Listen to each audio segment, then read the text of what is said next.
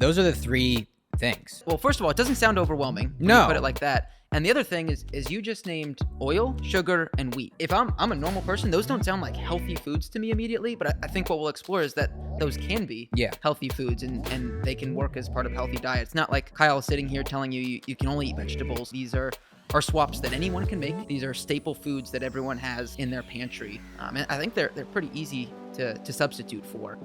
All right, everybody. Welcome, episode 1 of the Clean Kitchen Nutrition Podcast. What are we going to call this thing? I have no idea, but I'm Kyle. You guys know me. I'm your host. Well, I guess Kevin's actually the host. Kevin, why don't you introduce yourself? Yeah, welcome everybody. Excited to be here. My name is Kevin. I am Kyle's brother, and this is our podcast. Yeah, we're still working on the name. We're thinking Clean Kitchen Pod, Clean Kitchen Talks, Clean Kitchen Show. Yeah, we got a few ideas. We'll see. Well, by the time we post this, you're going to know what it's called already. But at this point, we're still thinking about it. But yeah, happy to be here. I mean, look at us. This is so official. We got these nice mics. I ordered this nice arm here. I feel very official. It is. It's very professional. We are not in the grocery store We're anymore. Not in the grocery This is the home office. This is the home office. Yeah. And I'm excited.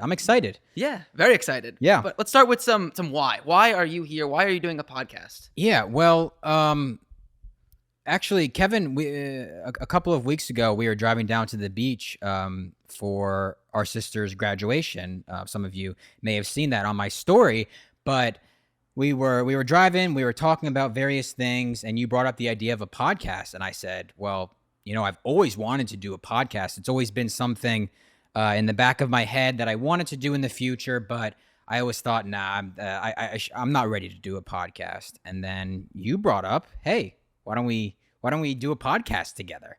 And I thought about it, and I was like, you know what? That would actually be really, really cool because we can go into detail in more of these topics that I already talk about on my short form videos on Instagram and TikTok and YouTube. And just go more in depth and also talk about other things. So not necessarily just food, but overall health, whether that be sleep or stress management and really anything that has to do with health, living a healthy life. We can go more in depth where I really, not that I can't, but I can't go that in depth on these short form videos on Instagram. So I thought a podcast would be perfect. And I've always wanted to do a podcast. That's so cool. Yeah, exactly. And Kyle, for everyone on the other side of the camera, he treats his body extremely well. And a huge part of that is the food that he puts into it, that we all put into it, learning through this content. But there's so much more to taking care of your body. There's sleep, there's just mental health. And so this gives us an opportunity to explore that side of treating your body right. Yeah. And I feel like it's something I don't talk about as I try to talk about it on my stories, at least on Instagram. But it's not necessarily something I talk about a lot. And I definitely, I'm learning every single day. So this gives us the space to share that. So. Exactly right. So Kyle, you know why he's here. He's got the information. Why am I here? Yeah, why are you here? Well, one, I'm an excellent podcast host. That's true. We'll find out, I guess. I was going to wait. You don't have any experience. Yeah. But the other real reason is because I don't have all of the information that Kyle has. And I am here to ask the questions that you all want asked. Mm-hmm. You have all of these amazing questions. You ask them in Kyle's comment section, in his DMs. I'm here to ask those questions on your behalf where we can really go deeper on those subjects. And it's not like I am a stranger to healthy eating. I've gone through my own kind of journey on working with Crohn's disease, living with that. Yeah, why don't you talk about that briefly? That's right into that. Because you go first, and then I'll quickly share my story. So okay. You go ahead. Yeah. So back in, I guess, 2008, 2009, actually, I was diagnosed with something called Crohn's disease, which at the time I had no idea what that meant. And so there was this hurdle of first just learning what is this thing that I now have. And part of that was education, and part of that was learning through eating. Eating is a huge part of Crohn's disease because everything you put in your body is somehow digested and impacts everyone very differently. So unfortunately, there's not necessarily a guide to living with Crohn's. You do have to figure it out yourself. And that was my initial journey is figuring out how to live with Crohn's, and food is a huge part of that. There are certain things I can't eat still to this day. And that's part of kind of what inspired me to first really understand the impact that food can have on your body. So that really led me into this journey. And then not only a few years later, Kyle was impacted by the same diagnosis. Yeah, but like what like I guess when you were diagnosed, what happened? Like what did you try different medications? Like what happened? Yeah. What So was your yeah, immediate reaction, like almost every other person out there, is what medicine do I need to take to fix this? How do Yeah. I feel better? Yeah. Once you're diagnosed, you're like, all right, what do I need to do? Exactly. Yeah. And never, I think, in that conversation does food come up, which Yeah. Do you remember your GI doctor ever talking about the role that food played in not all of it? once, Yeah, not once did food come up. I'll talk about my experience with when I brought it up, when I brought food up to my GI doctor. We'll get to that in a second. Yeah. Stay tuned. Little teaser there. Exactly, but they don't. It's medicine. How can we fix this with medicine? And so within the first 2 years of my diagnosis, I went through 4 or 5 medicines that none of them worked. I was still in the same amount of pain. I still couldn't eat. Lost 50 pounds. Yeah. A lot of issues. You were skinny. Very skinny. It Yeah. didn't look good. No, it didn't. It wasn't a good look. No. And I had just started college. Yeah. And that's just another kind of layer of working through a changing environment, which definitely doesn't help. Right. Stress. I'm sure we'll get into stress at some point. Yeah, for sure. In this as well. But so it was try this medication and then, oh, that didn't work. Let's try the next one. Exactly. Basically. Exactly right. And you just keep trying and trying and trying until you see if something works. Right. Which is a lot of people like to blame doctors, and it's like, yeah, you can blame them, but like that's what they are taught. Like they don't know any better than, oh, here's this medication. It had these it had this study about it X amount of years ago, and it showed this amount of effectiveness. So this is what we're going to give you. Oh, that didn't work. Oh, what's the next one in line? So that's just what they're taught. That's a great point. And for me, it didn't work, but for others, it did. Exactly. So it's not like it's a complete failure. Others, it does work, but Exactly. everyone's custom. Exactly. Yep. So you tried a bunch of different medications. And eventually I was led to a point where I needed to have surgery, and I got that surgery done. And I remember before the surgery, I could only eat a few things, and they weren't healthy things. For whatever reason, my body could process strange things. One of them was quesadillas. Quesadillas. I had a ton of quesadillas. What? Just because I could eat them. And sandwiches for whatever reason. So yeah, not CKN approved, but it. Hey, you can get healthy tortillas and healthy That's true. bread nowadays. This was but- not healthy. But it worked. It was what I could eat. Yeah. And I remember I went through the surgery and got that done. And almost immediately after, I could eat whatever I wanted. And That's it was crazy. just a breath of fresh air. That's crazy. It was great. So the surgery was huge for me. So yes, as Kyle said, we're not bashing doctors here by any means. They really did save my life in that moment. But I think there's a role that food can play in that diagnosis as well. And that's what we'll get into. Yeah. This is kind of random, but not really. I listened to, I forget it was a podcast or a video or something, but they said the best type of doctor is going to prescribe you something, but then they're going to tell you and they're going to think, what do we need to do in order to get you off of this drug? And I think a lot of that comes with proper diet and other healthy lifestyle things in order to, get you off that drug. But, okay, so you had surgery, and then after that, all good, no problem. I mean, like not no problems, but yeah, for the most part, yes. Every now and then, and again, get a little flare up, but mainly that's because of the food that I'll eat, and I know what those foods are. Right. They tend to be some certain vegetables that I can't digest fully, but otherwise, yes, it's been smooth sailing since that surgery. Nice. Yeah. Now that's my story. Yeah. Let's hear about your story. Yeah. Well, I'm sure a lot of you already know my story if you've been following me on Instagram. If you haven't been following me on Instagram, I'll give a quick summary.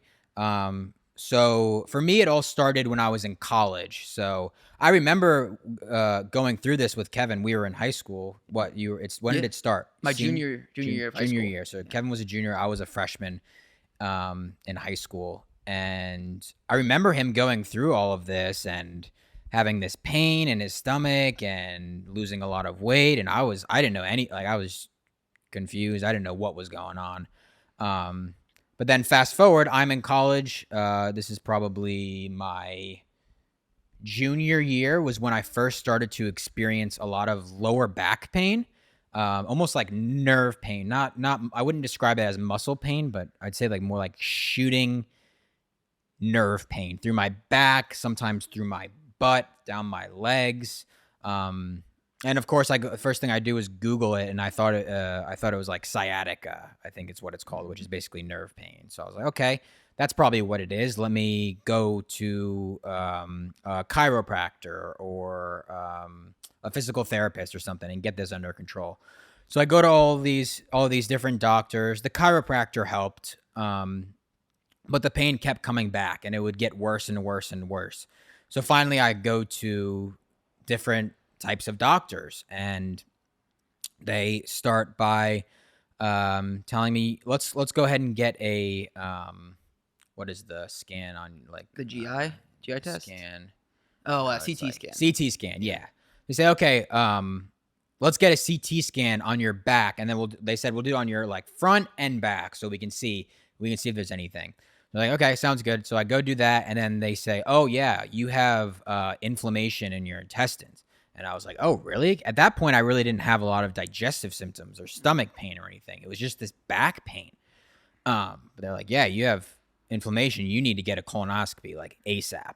So it was probably like the next week or something. I go to get a colonoscopy, and they're like, yeah, you have Crohn's disease. And I was like, okay, well, now we know what it is. Let's get this thing figured out. And I don't know. I think some people, when they get a diagnosis, they may like freak out and be scared and worried, but I was actually like relieved because I was like, oh, well, Kevin had this. Like, I know how to deal with this. Like, just give me whatever medicine I need and I'll be fine. Because I honestly, at that point, I had like maybe a little bit of digestive symptoms, but it was more of this back pain. And I guess looking back on it, I was also like tired and all these other symptoms. But I was in college. I was drinking. I was eating terrible. I was stressed out of my mind. So anyway, I try a bunch of different medications. Nothing works for me. I think I really only tried 2 before I finally went to Google, and I was like, how to heal my gut naturally. And I came across, functional medicine, living a healthy lifestyle. It matters about the food you put in your body. And I was like, whoa, like it matters what food I put in my body? Yeah. Like that affects my digestive system? Yeah, exactly. And up until this point, you've met with tons of doctors. Oh, yeah. How many brought up food? Oh, not a single one. Yeah. Not a single one. So I'm like, whoa, this is so much information. Like I was excited. I was like, this is so cool. And I'm just learning as much as I possibly can. So right away, I start learning about ingredients, which is what I share now. And all the garbage that's in our food. So right away, I switch my diet. I cut out all the bad ingredients, which we'll get into, and start feeling better almost immediately in terms of like my back pain and the stomach pain and digestive symptoms that I did have. And I remember going into my GI doctor and being like, I'm feeling so much better and I'm eating these foods and I cut out these foods. And they're like, oh, well, you probably shouldn't do that. And I was like, what? And she basically just like, I don't know. She basically said what I was doing was wrong, kind of like, and that food had nothing to do with it. Yeah, dismissed it. Yeah. There's one answer here, and it's probably medication. Yeah.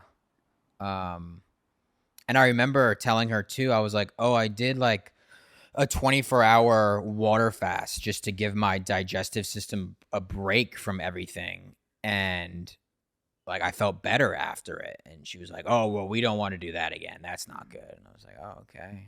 And that was the last time I saw her. So. I want to go back. But actually, it was the last time. That's true story. Yeah. But then I just quickly, we'll go back. But, and then after that, basically, I went off all medications because I just didn't want to deal with it anymore. And just focused on learning new things and trying new things. And here we are. And I'm 100, not 100% better, but 95% better than I was then. Yep. Yeah. Everyone's got a different story, and Yeah. everyone's got a custom body that they need to treat. But I guess in hearing that, you went to all these doctors, and a lot of people go to doctors to fix certain things about them, but you took the extra step of doing some self-research, some self-education to get up to speed on what's going on inside of you. What encouraged you to do that? Because I think the natural tendency is for people to just keep going and asking their doctors, the experts, what they should do. So what encouraged you to do something different? To be totally honest, I just got bad vibes every time I walked into the doctor's office. And I just thought there had to be another way. Like, I'm always that person that's like, there has to be another way. Like that this can't be it. And it's the same thing. Like when I started working when I started working a 9-to-5 job, I was like, this can't be it. There's got to be something else. So it was literally the same thing with my doctor. Like, I would get in there, I'd do the same things. I'd spend 5 minutes with the actual doctor, like telling her my symptoms and everything. And it was like it was like she wasn't really listening to me. And she already knew what drug she was going to prescribe me. So I don't know, just not a good feeling. I always go with my gut in these situations. Like, it's just not a good feeling. And I feel like they weren't really listening to me, and I thought there had to be another way. Yeah. So, yep. I think that's a great answer. And yeah. it does seem at times as though I think what you're saying is their answers are programmed and not personalized to you based on the answers that you've given them. So that's exactly what food can do. Food can personalize your medicine, your diet to you, to who you are as a person, how you digest and work with food. And that's what we want to explore here with you all. Yeah. All right. So that's some background information about us, why we're doing this. I hope you guys are still listening. Yeah, it's going to be really sad when there's only like 2 people. Hey, I don't care if no one listens to this podcast. Yeah. This is awesome. Right. Oh, yeah. Yeah. I was going to say, hey, mom and dad, those are the 2. But now let's get into some meat, some context here. So the first thing we want to talk about is, look, you're someone that's new to healthy eating, and you're overwhelmed. There are a million different diets and trends out there of what you should be putting into your body. If you scroll on Instagram or TikTok for 5 minutes, you might get 10 different opinions on what you should be consuming. So we want to keep this as simple as possible. Let's say you're someone that's new to this. What are some things that you would look for? What are some easy switches that you can make in your current diet that are going to make a big impact? Yeah. So when I think about this question, I think there's really 3 easy swaps that a lot of people can make. And I'll give some general grocery shopping tips after, but 3 general tips, and I've mentioned it before, is first thing, we got to swap out the vegetable oils, the canola, corn, safflower, sunflower, soybean oil. Oh, there's so many. Rice bran oil. Swap out those for olive oil, for good high quality fats. And we can talk about why I don't like vegetable oils, but good high quality oils for like olive oil, avocado oil, and make sure you're buying real avocado oil, coconut oil, even things like butter, beef fat, tallow, ghee. All of these fats are such better alternatives than vegetable oil, even though we've been told the opposite. So that's the first thing I would do. Swap out the vegetable oils for the better oils. Second is swap out the refined cane sugar, the table sugar, the white sugar, for higher quality sweeteners. Like my top 2 would be raw honey and maple syrup. Those have the most nutrients in them, and they're the least processed. And then coconut sugar is also a good option because it's unrefined, so it still contains a lot of the minerals in there. So vegetable oils for better oils, refined cane sugar for the unrefined sugars. And the third one is swap out the refined grains for whole grains. So when I say refined grains, most of the time you turn over the package and you see wheat flour or unbleached wheat flour, unbleached. What's the word when they put all the vitamins in? I forget. It'll come to me.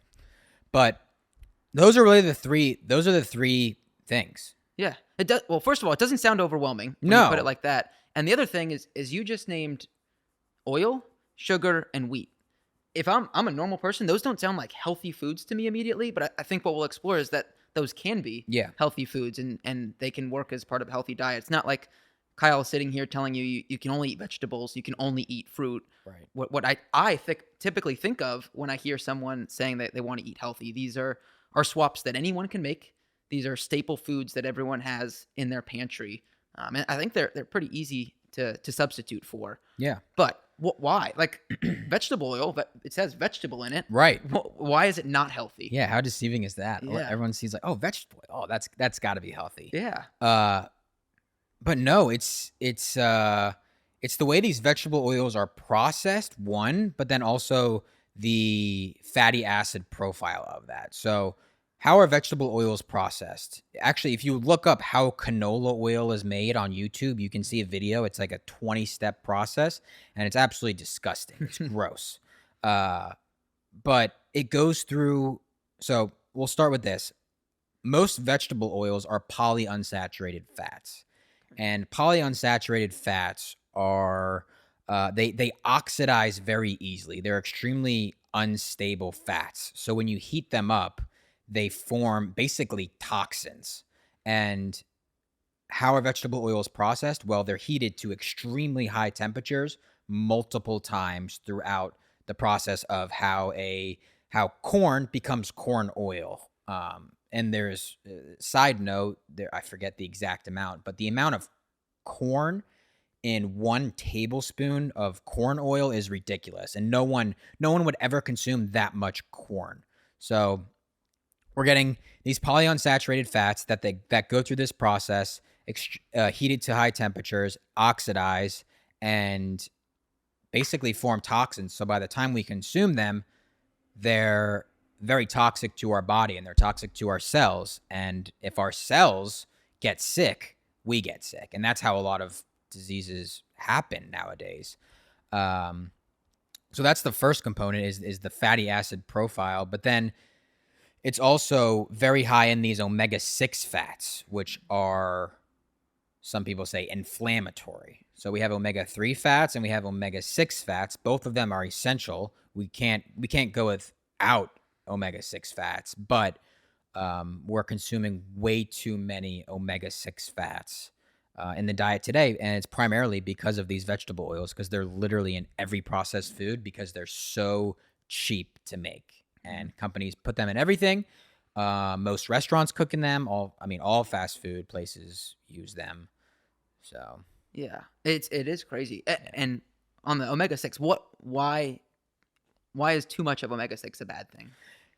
Honestly, I don't know the exact science within the body, but basically we need a omega-6 to omega-3 to omega-6 ratio of 2-to-1. So we want to have more omega-3s, which are anti-inflammatory, which are good for our body, good for our cells, good for our brain.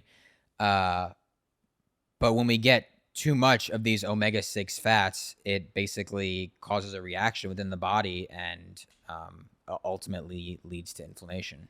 Got it. So it sounds like with these vegetable oils, first they're toxic to our body, and then they can maybe cause some sort of chemical imbalance within our bodies if we're not consuming them in the right proportions. Exactly. And yeah, every once in a while, if you have a little bit of vegetable oil every now and then, it's not the end of the world, but it's the amount that we're consuming, because they're, like I said, they're literally in everything. Right. So we're just consuming so much of this. Oh yeah. I love cooking with oil. Yeah. Well, not all oil is bad. Right. Yes. Only olive oil.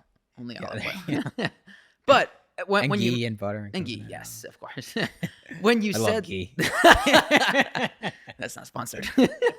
This podcast is sponsored by. Just kidding. We don't have sponsors yet.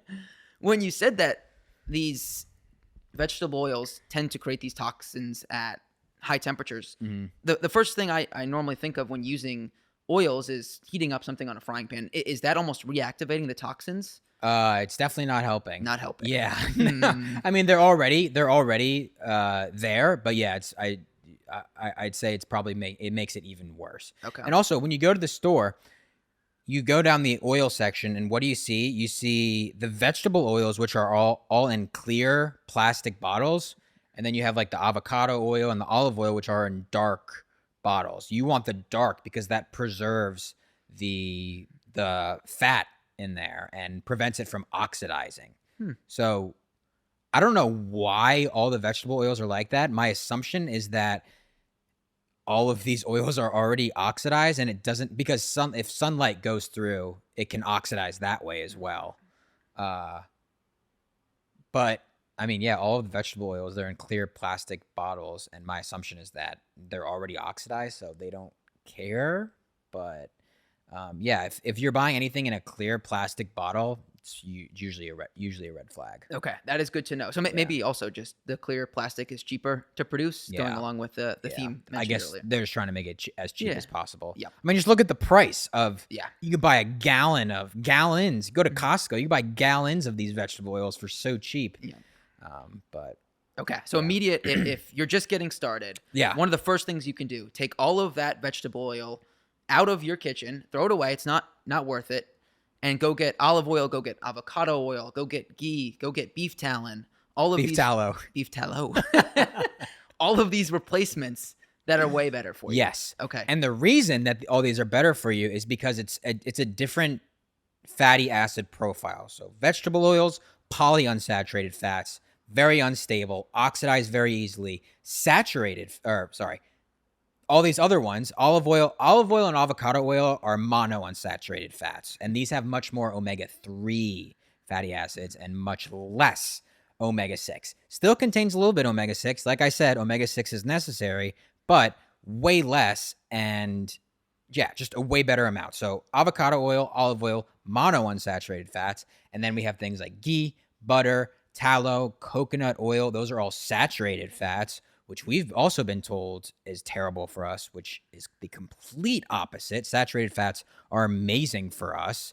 Our brain, and don't quote me on this, but I think our brain is literally made out of saturated fat. But yet where people are saying, oh, don't eat saturated fat because it raises your cholesterol, which is a whole other topic. I don't know if we want to get into that on this. We'll save that for another. Yeah, save. We got a lot of topics. We'll save the cholesterol talk for another time. But yeah, swap out the polyunsaturated fats, the vegetable oils, for monounsaturated fats and saturated fats.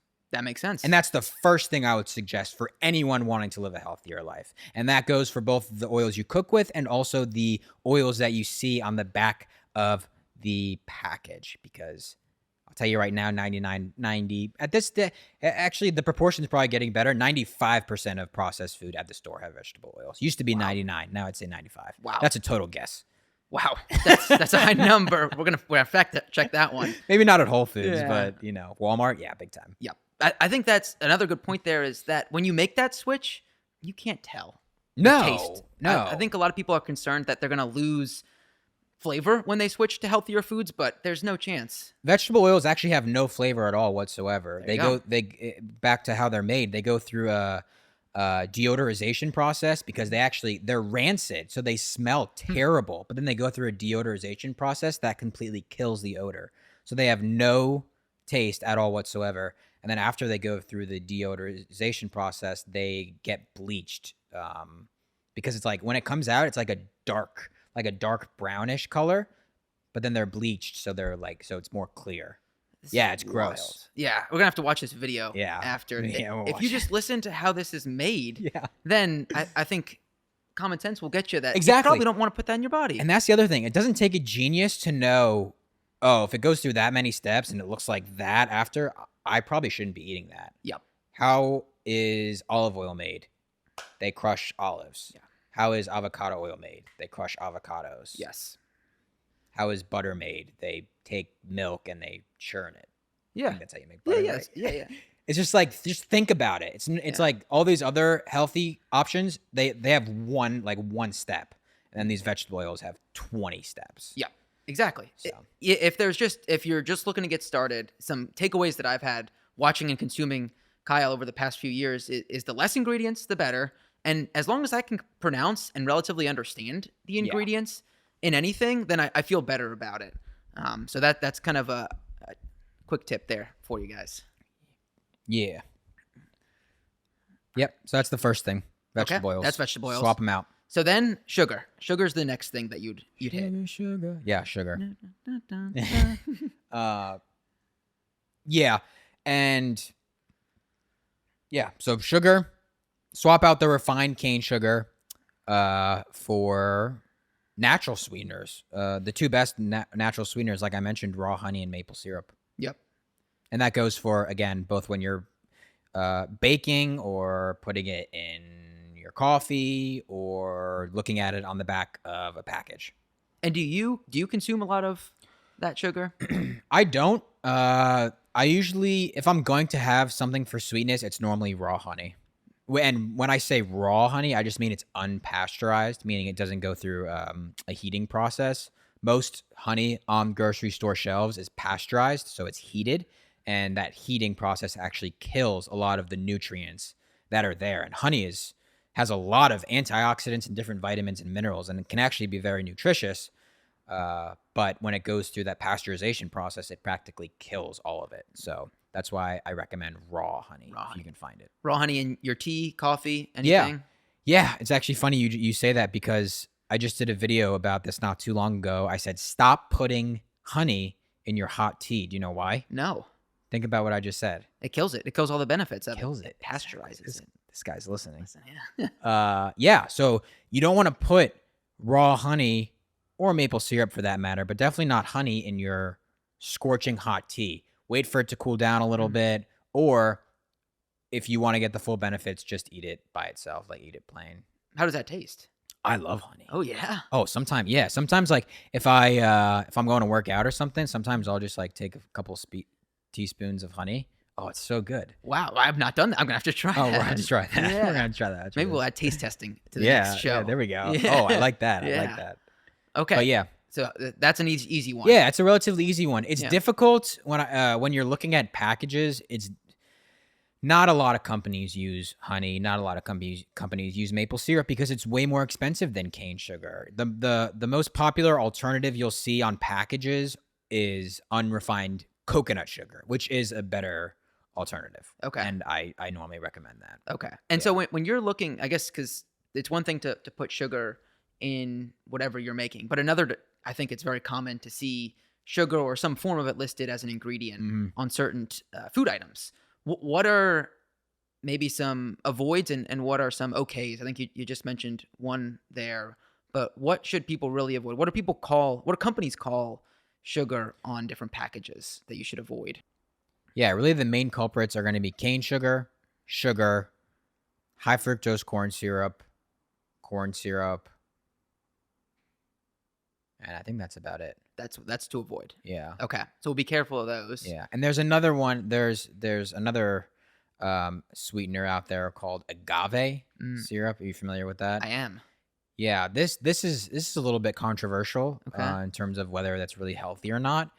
It's much higher in fructose.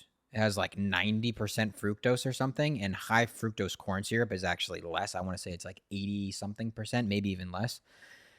But agave nectar has 90% fructose. And a lot of people out there will tell you to avoid agave because that much fructose is very hard on the liver, and the liver can't process that much and can ultimately lead to things like fatty liver disease. But then there's other people out there that say, oh no, agave is a good alternative because it doesn't spike your blood sugar. Like, so there's glucose and fructose. Glucose is what spikes your blood sugar. So this is mainly fructose, not a lot of glucose, and it is typically safer for people with diabetes. Okay. So yeah, a little bit controversial. It's not too often in terms of processed foods, it's not very common, but normally I avoid it, and I normally tell people to avoid it. Okay. Yeah. That is good to know. Because it's also processed as well, just like cane sugar. It's pasteurized, so it goes through a heating process, so there's just not a lot of nutrients there. Yeah. There are better alternatives, I think, Exactly. is the takeaway.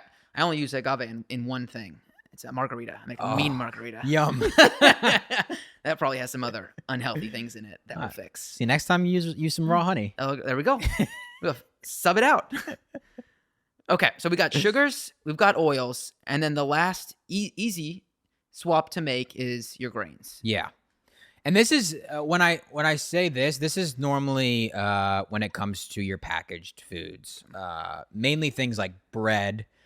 Look, instead of 90% of bread has wheat. You see the first ingredient says wheat flour or unbleached wheat flour, enriched. That's the word I was thinking of earlier. Yes. Enriched.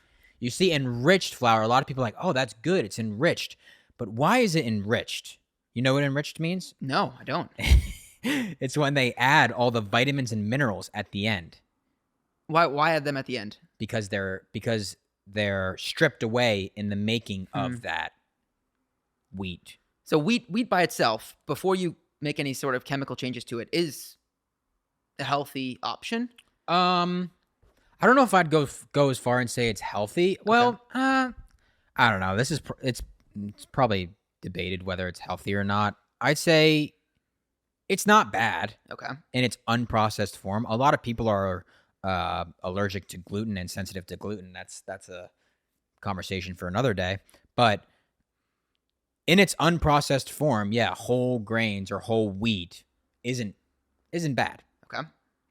So most packaged foods, whether it be baked goods or tortillas or bread, like the things you used to eat, that was probably wheat flour, refined wheat flour, which basically takes whole grain or whole wheat and takes away. So I'm going to get this wrong, but there's 3 parts to a whole grain. There's the bran, the germ, and the endosperm.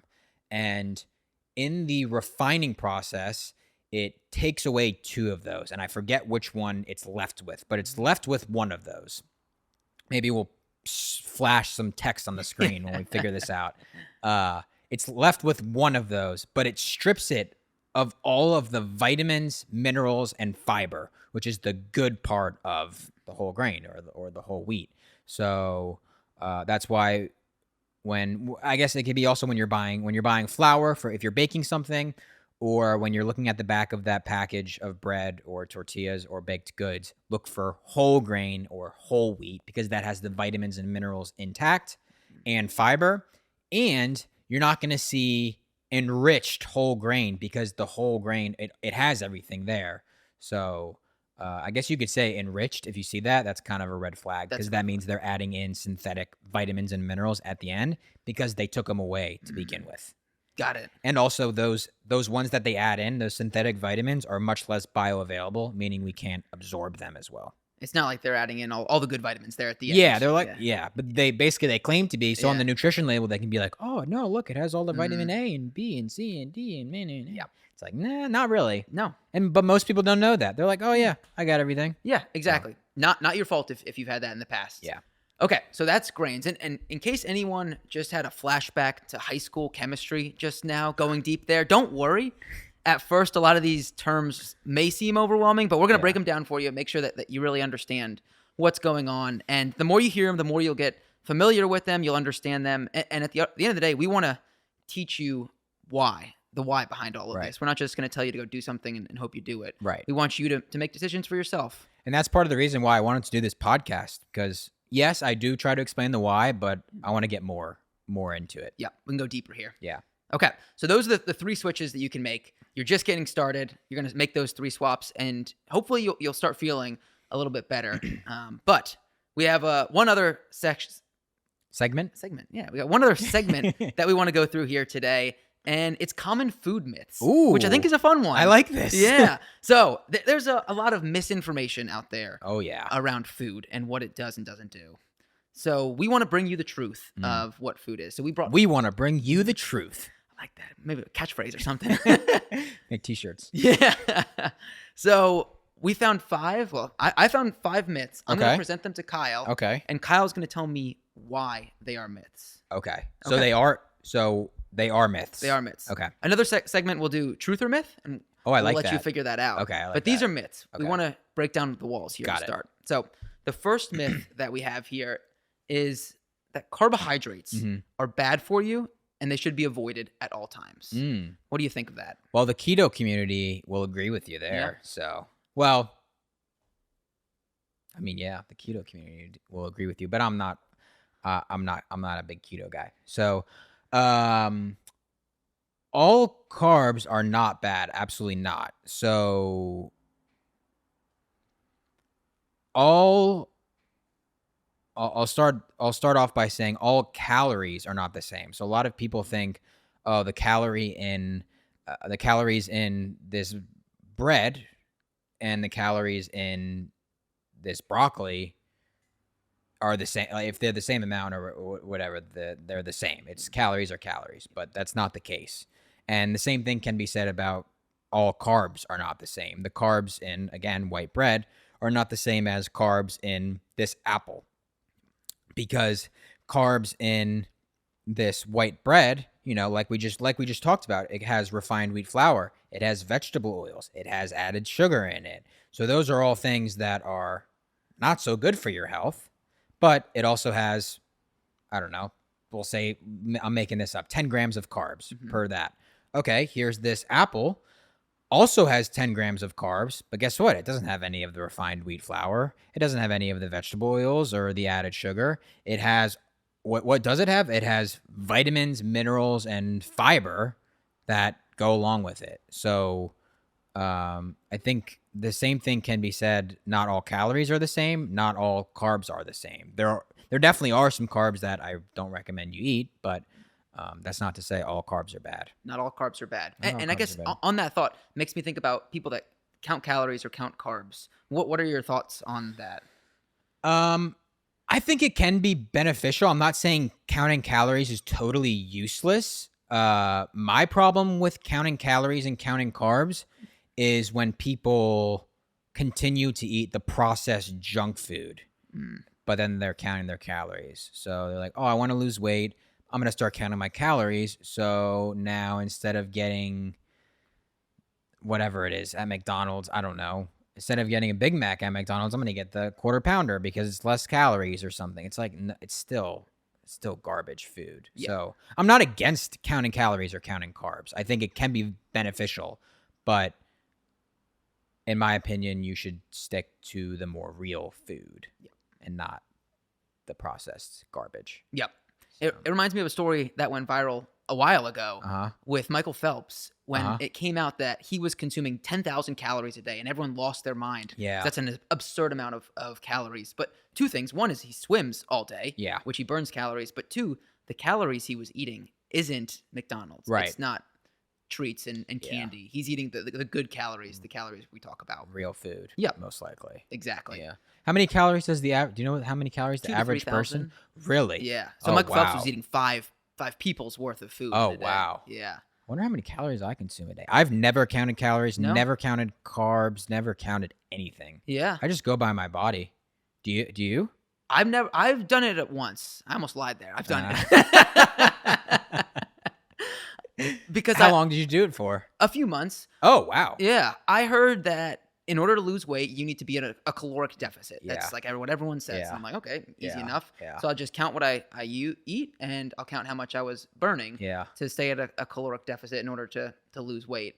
But I think the problem there, it might not be a bad thing to count calories like you were saying, but it changes your mindset with how you approach food and it's restrictive instead of what I think we're trying to get at is just choosing the right foods rather than restricting what you can and cannot eat. Yeah. We want to create a good relationship with food, Exactly. not a bad one. Yeah. So that's my problem with it. And that's and that did it help you lose weight? When was this? I was in college. Oh, okay. Yeah. I was already pretty fit. Yeah, I was gonna say when would you try to lose weight? I don't remember you ever being heavy. No, I thought it would be cool. I got really into Oh. weightlifting and I Gotcha. was like, I just want to cut. And Oh, cut. okay, gotcha, And so gotcha. that's what I decided to do. Gotcha. That you made me just think of something. Like, I think a lot of people that do see my content and don't actually follow me and they just see like one video, they just think I'm food shaming and fear mongering, and I get comments from people normally on TikTok, not as much on Instagram, but people say, oh, like like you're teaching people to have such a bad relationship with food. That's not what I'm trying to do at all. Right. Obviously, I'm just trying to help people make better choices. Yeah, education. Yeah. Yep, educate people. I like it. Just a thought. Yeah. All right, so that's our first myth.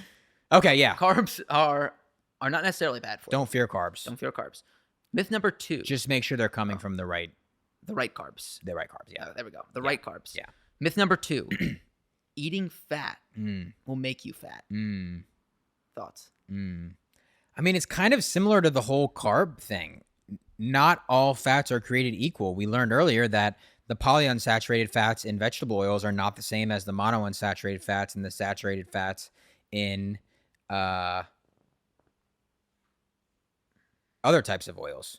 So I think one of the reasons that fat is so many people are afraid of fat and they think fat makes you fat is because on a per gram basis, fat has the most amount of calories than carbs or sugar. So that's one of the reasons people fear fat. Also, the whole saturated fat thing, people think it's bad for your heart health and cardiovascular health and things like that. But yes, fat does have the most calories, but fat is also the most satiating. So it's going to fill you up, unlike carbs and sugar, which are just going to leave you going back for more and more and leave you eating more and more and more. Whereas fat, you're actually going to get satiated from it. Yep. So I think that's one of the big things. And we're not going to get into this whole saturated fat thing now, but there was actually a study done in 2010 that showed no correlation between saturated fat, intake of saturated fat, and an increased risk of cardiovascular disease or heart disease. So I think that's one of the main reasons people fear fat. But really, I mean, it gets back to the same point I was making before. All fat is not created equal. You have to get the right types of fat, like butter, coconut oil, ghee, beef tallow, avocados, eggs. Fatty fish is another great source of fat. These are all good omega-3 fats, which are good for our body, good for our brain, good for our cells, anti-inflammatory. But yeah. Okay, so the good fats is what we're going for. Good fats. This was one of the biggest things that I learned, I think, from you is the idea that fats can be good. I had this myth in my head that avoid fats, they're just not good for you. Where'd you hear that? I think it's just something just from people? You learn? I don't know. That's what I was trying to think, because I honestly never really heard that fats are bad until I would get questions about it or comments from people. Like, isn't saturated fat bad? Isn't fat bad? Isn't it going to make you fat? Isn't it going to do this and that? I'm like, I had to dig into, like, why do people think this way? What'd you find? Well, there was a big rigged study back in 1990s, I want to say. Goes back. Yeah, by it was something to do with Harvard. I did a video about this. There was this study done where these Harvard scientists were actually paid off. So they did this study, and they found that sugar is what makes people gain weight. They were testing all these different things. I think they were testing sugar, carbs, and fat, and they found that sugar was the culprit. Sugar, the excess intake of sugar is what makes you gain weight.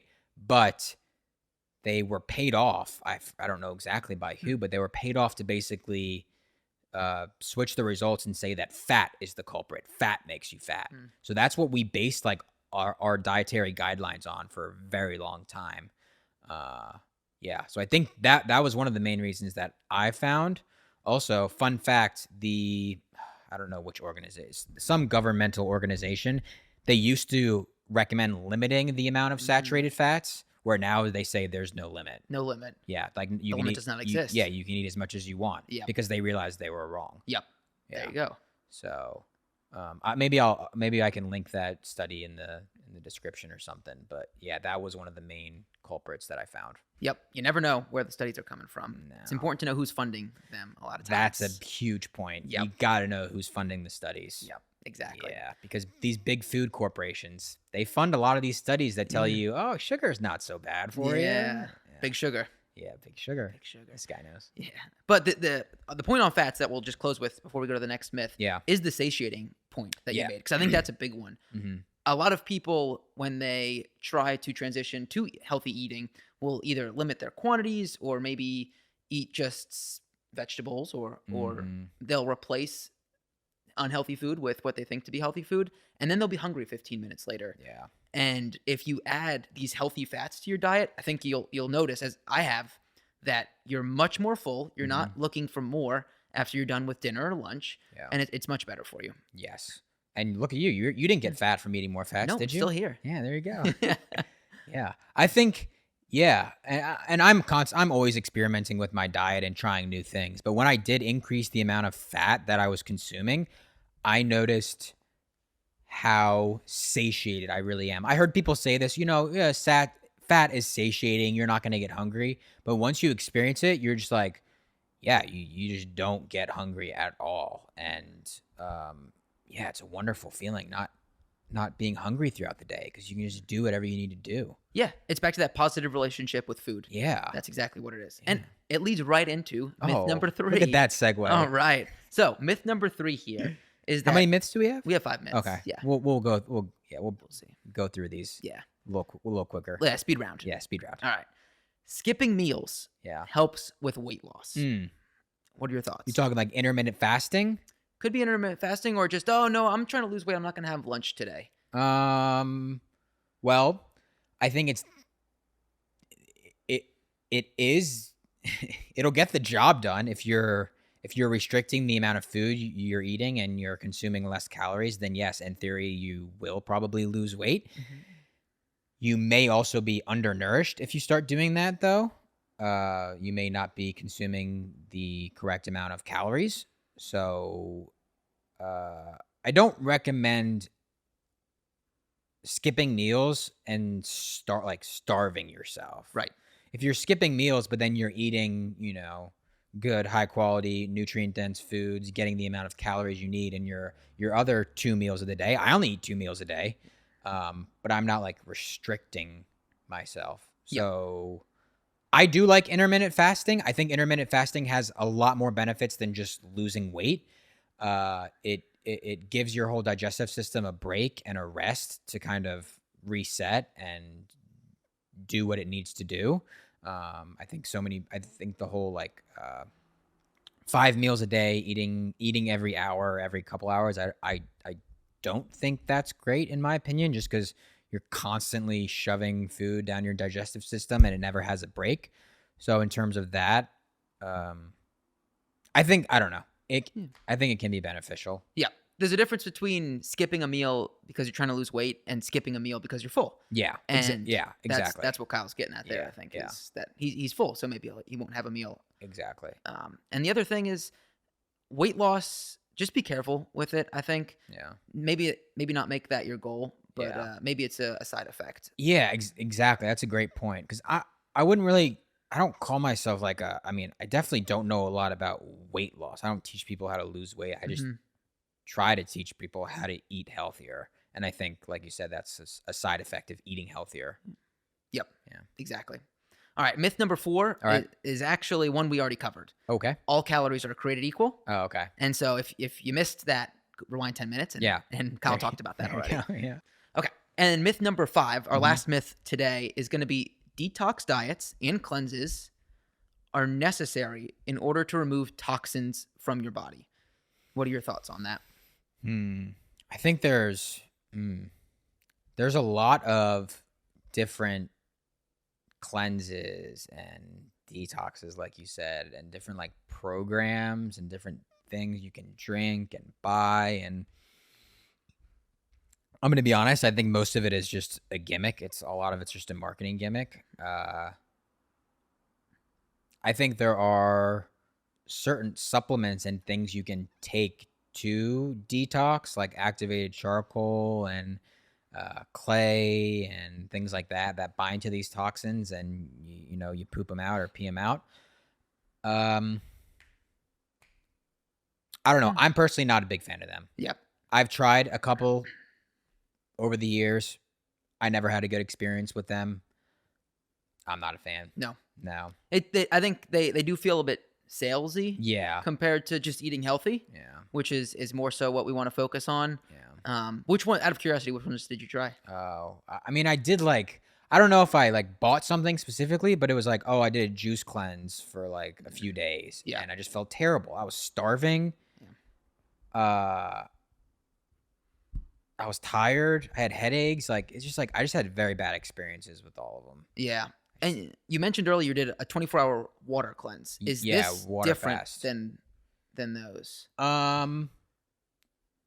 Yeah, I'd say that kind of gets back to my earlier point about intermittent fasting, kind of just giving your body a break. There are a lot of other benefits to fasting.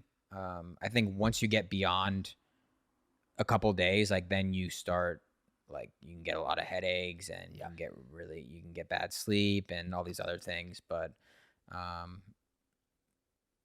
yeah, I think doing a 24-hour fast every once in a while is a good thing. I can't say I do it often, but yeah. Okay. All right. Well, those are our myths, our 5 myths Yeah. that we've gone through. Hopefully we debunked those for you and you're feeling good about them. Yeah. All right. All right. Well, that was all we had. What That did was you it? think? Yeah. Oh, that was awesome. That was great. Yeah. What did I think? Yeah. What did you think? Oh, I thought that was great. Yeah. That was a lot of fun. I hope our listeners are still listening. I hope they enjoyed it. Yeah. Yeah. Absolutely. So we covered a lot. If you have questions, let us know about what we covered or even just future topics you want us to cover. Yeah. That's the whole purpose here is for us to go deep on what you guys want. And I will be acting as the mouthpiece to you guys. Whatever questions you have, we'll get them to Kyle so that you can better educate yourself and we can educate ourselves as well. Yep. And we are, I have no idea how I'm going to edit this, but I'm going to figure that out after we stop recording here. And hopefully we're going to be posting this on YouTube. We'll have this on the podcasts app, the Apple Podcasts. I think I'll be able to get it on Spotify as well. What else? Instagram, we'll maybe post some clips. We'll post some clips. We'll do the clips on Instagram. Yeah. I think that's it, though. Yeah. Yeah.